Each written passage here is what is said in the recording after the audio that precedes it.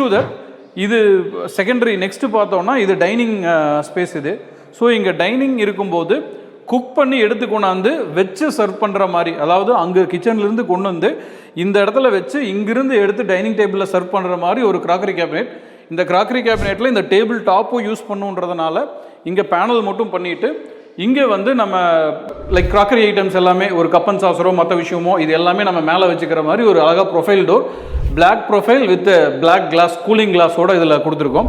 And கீழே வந்து மற்ற ஸ்டோரேஜ் திங்ஸ் எல்லாம் வைக்கிற மாதிரியான விஷயமா அதில் கொடுத்துட்டோம். அண்ட் ஸ்பெசிஃபிக்காக எல்லா டோர்ஸுமே சாஃப்ட் க்ளோஸ்.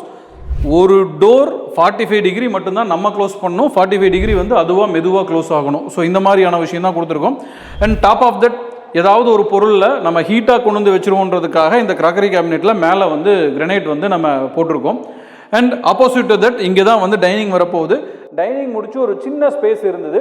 இந்த ஸ்பேஸை வந்து நம்ம ஹேண்ட் வாஷ்க்குன்னு